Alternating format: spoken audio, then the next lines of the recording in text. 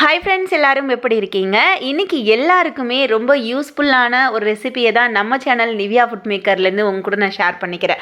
அப்படி என்னடா ஒரு யூஸ்ஃபுல்லான ரெசிபி இவங்க போடுறாங்க அப்படின்னு தானே யோசிக்கிறீங்க. நம்ம எல்லார் வீட்லையுமே மீதமான பழைய சாதம் எப்போவாவது ஒரு டைம் நிறைய மீதமாக இருக்கும். அதை என்னடா பண்ணுறதுன்னு யோசிச்சுட்டு இருப்பீங்க.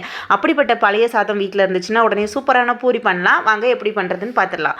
ஒரு மிக்சி ஜார் எடுத்துக்கோங்க. மிக்சி ஜாரில் இந்த கப்பில் 3/4 கப் அளவுக்கு நான் வந்து அரிசி மாவு சேர்க்குறேன். இது வந்து பச்சரிசி மாவு, இடியப்ப மாவு, கொழுக்கட்டை மாவு, எந்த மாவாக இருந்தாலும் நீங்கள் சேர்த்துக்கலாம். இப்போ 3/4 கப் அளவுக்கு நான் வந்து மாவு சேர்த்துருக்கேன். அதே 3/4 கப் அளவுக்கு பழைய சாதம் சேர்க்க போகிறேன். இது வந்து நைட்டு மீதமான சாதத்தில் நான் தண்ணி ஊற்றி வச்சுருந்தேன். நான் காலையில் தான் பூரி ரெடி பண்ணுறேன். நைட்டு உள்ள சாதத்தில் தண்ணி இருக்கிறதுனால தண்ணியை கொஞ்சம் இருத்துட்டு, தண்ணி ரொம்ப இல்லாமல் சாதத்தை மட்டும் நம்ம 3/4 கப் அளவுக்கு அரிசி மாவு சேர்த்ததுனால 3/4 கப் அளவுக்கு நான் சாதம் வந்து சேர்த்துக்கிறேன். அதையும் மிக்சி ஜாரில் அப்படியே சேர்த்துக்கிறேன்.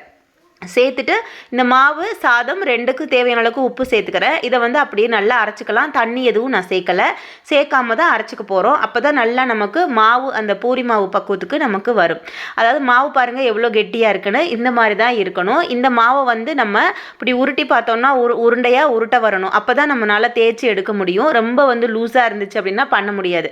இப்போ ஒரு அகலமான பாத்திரத்தில் அதை வந்து மாற்றிட்டு கையில் வந்து கொஞ்சமாக எண்ணெய் மட்டும் லைட்டாக தொட்டுட்டு, நமக்கு சப்பாத்தி மாவெல்லாம் நம்ம வந்து நல்லா வந்து அமுத்தி பிசைவோம்ல, அந்த மாதிரி ரொம்ப அமுத்தி பிசைய வேண்டாம். இது ஒரு ஈவனாக உருண்டை பிடிக்கிற அளவுக்கு மாவை வந்து ஒன்று சேர்ற மாதிரி நம்ம நல்லா வந்து அமுத்தம் கொடுத்து பிசைஞ்சிக்கலாம். அப்போ தான் வந்து நமக்கு வந்து தேய்ச்சி எடுக்கும்போது வெடிப்பு இல்லாமல் பிசிறு இல்லாமல் நல்லா வந்து நமக்கு ஒரு ரவுண்ட் ஷேப்புக்கு வரும். இப்போ வந்து சப்பாத்தி மாவை கம்பேர் பண்ணி பார்க்கும்போது கோதுமை மாவை மாதிரி இது பர்ஃபெக்டாக தேய்க்க முடியாது. ஆனால் நம்ம வந்து தேய்ச்சி எடுத்துகிட்டு ஒரு ஷேப்புக்கு நம்ம வந்து கட் பண்ணி ரவுண்டாக வேணும்னா குட்டி டப்பா வச்சு கட் பண்ணி எடுத்துக்கலாம். குட்டி குட்டி பூரி வேணாலும் நீங்கள் போட்டுக்கலாம், இல்லை பெரிய சைஸ் பூரி வேணாலும் நீங்கள் போட்டுக்கலாம். அது ரெண்டையுமே நான் செஞ்சு காமிக்கிறேன். அந்த சப்பாத்தி தேய்க்கிற கட்டையில் வந்து அரிசி மாவு இல்லைனா கோதுமை மாவு எது வேணாலும் லைட்டாக நீங்கள் அப்ளை பண்ணிக்கோங்க. அது உங்கள் விருப்பம் தான். இப்போ வந்து பார்த்திங்கன்னா நல்லா பெருசாக வந்து நல்லா விரிச்சிட்டு நீங்கள் அகலமான பூரியாக வேணாலும் நீங்கள் வந்து செஞ்சுக்கலாம், இல்லை குட்டி குட்டி பூரி வேணாலும் நீங்கள் செஞ்சுக்கலாம். நான் வந்து ரெண்டுமே செஞ்சு காமிக்கிறேன். சின்ன சைஸும் டப்பா வச்சு கட் பண்ணியிருக்கேன். அடுத்து வந்து பெரிய சைஸ்லேயும் நான் கட் பண்ணியிருக்கேன். ரெண்டும் செஞ்சாலுமே பூரி நல்லா வரும். நம்ம கோதுமை மாவில் செய்கிற பூரி மாதிரி நல்லா உப்பிட்டு வருமா அப்படின்னு நீங்கள் நினைக்கலாம். கொஞ்சம் லைட்டாக புஷ்ஷுன்னு வரும். ஆனால் டேஸ்ட் வந்து சாப்பிட்றதுக்கு இது வந்து ஒரு சாதத்தில் செஞ்சது மாதிரியே இருக்காது. அவ்வளோ டேஸ்ட்டாக இருக்கும். அதாவது எப்படி இருக்கும் அப்படின்னா, நம்ம வந்து வெள்ளை அப்பம்லாம் செய்வோம் பார்த்திங்களா, அந்த மாதிரி ஒரு டேஸ்ட்டில் இருக்கும். இதுக்குமே சட்னி, சாம்பார், குருமா எது வேணாலும் தொட்டு சாப்பிட்லாம். இப்போ நம்ம பெருசாகவும் இந்த மாதிரி கட் பண்ணி எடுக்க முடியுது, சின்னதாகவும் கட் பண்ணி எடுக்க முடியுது பாருங்கள். அதுக்கு வந்து நம்ம வந்து இந்த மாதிரி கட் பண்ணி நல்லா விரிச்சு விட்டுட்டு நம்ம ஒரு டப்பா வச்சு கட் பண்ணோம்னா நமக்கு ஒரு ரவுண்டான சூப்பரான ஷேப்க்கு வந்து நமக்கு கிடச்சிரும்.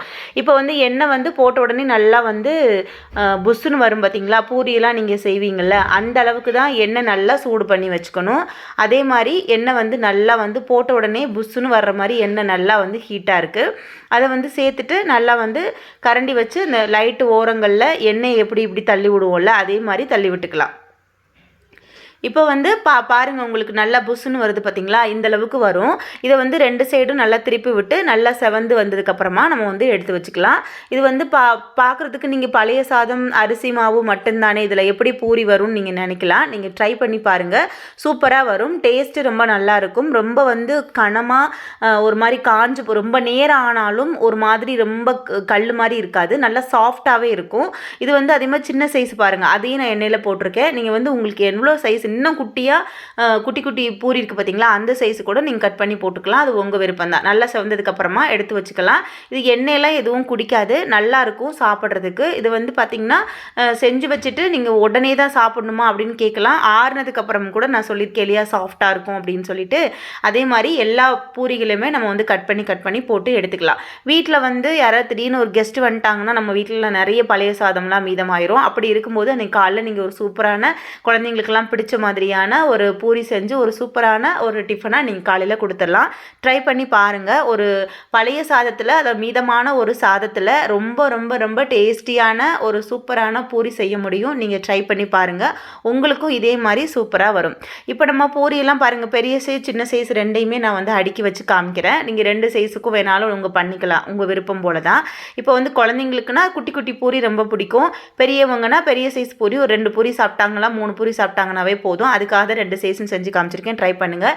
இதுக்கு இன்றைக்கி வந்து பட்டாணி உருளைக்கிழங்கு குருமா கூட நாங்கள் சாப்பிட போகிறோம். நீங்களும் ட்ரை பண்ணுங்கள். இந்த ரெசிபி நிச்சயமாக உங்களுக்கு பிடிக்கும்னு நான் நம்புகிறேன்.